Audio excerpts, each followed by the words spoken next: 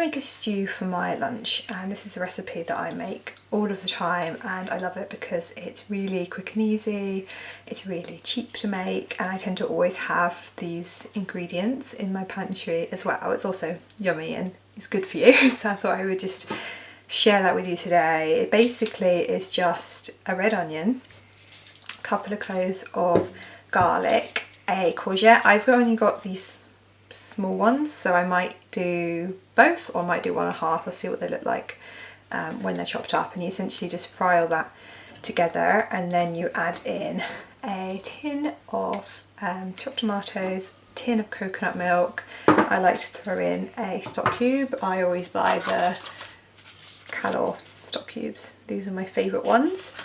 And then you just cook that for like 10 minutes or so, and then in the last 5 minutes you can add in your beans. You can probably add in your beans at the same time, to be honest. I just tend to think I like the beans to keep their shape, so if they cook too long I worry they'll disintegrate, so I tend to just wait a little bit longer. I've got cannellini beans, but you can do this, I've done this with butter beans. You could probably swap it with any white bean. Even chickpeas would probably work, but my preference is either cannellini beans or butter beans. And then if I had spinach or anything like that, like kale or something, I would maybe throw some of that in, but I don't have anything like that at the moment. But yeah, it's one of those recipes that's just like an absolute staple for me, so I am looking forward to it because it's definitely a gloomier, rainy kind of day today, so perfect stew weather.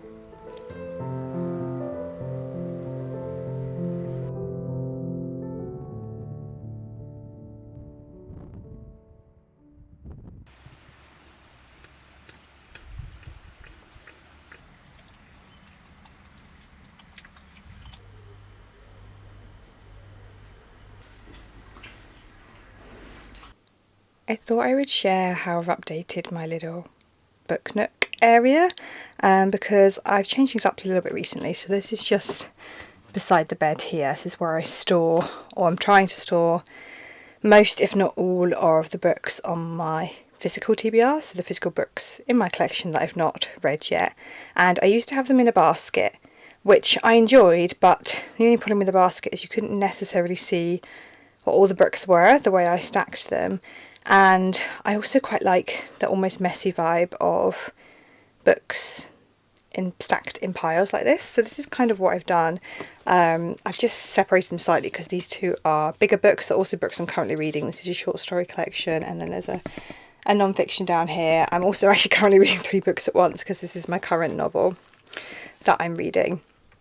And then others are just some fiction that I'm yet to read down here, which is quite good. I'm quite happy with this number of books in my possession that I haven't read. I wouldn't want to go much beyond that.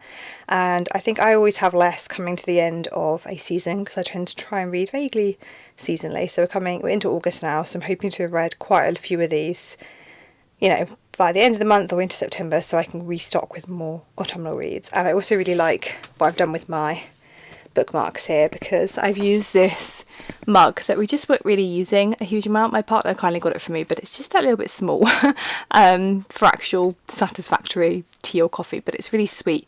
But I thought it would work nicely as both a bookmark, and I use these tabs for quotes that I like. So it stores all these. I also have my lip salve here just because I like to have it beside my bed. This is the wild one because it's a reusable one. But yeah, I've been enjoying, and then I just keep this behind here. This is a pouch from Bookaroo that if I'm taking a book out with me, or my journal, or both, I tend to put them in here. I think it looks quite sweet.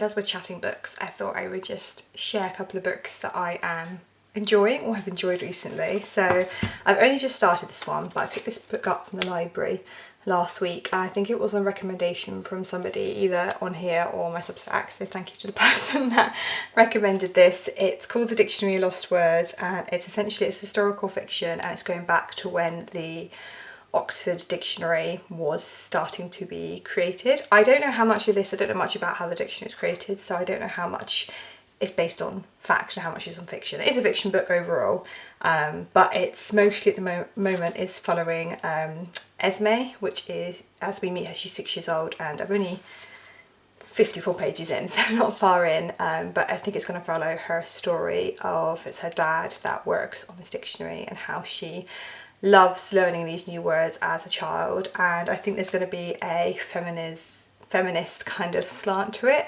and investigating the different words and the different meanings between the genders. And obviously with this being historical fiction, that's going to be even more relevant for Esme's story. At the moment it's a very gentle read, like it's quite lovely. It's not that hard-hitting at the moment, which I'm enjoying because I have read some books recently that are a little bit more hard-hitting. But I just thought the idea of like words and books and writing and stuff like that is a really quite lovely concept. So I'm intrigued to see where this one will go. And then I've just finished this one, which has been on my bookshelf for ages because this was my friend lent to me. It's her tabs, not mine actually.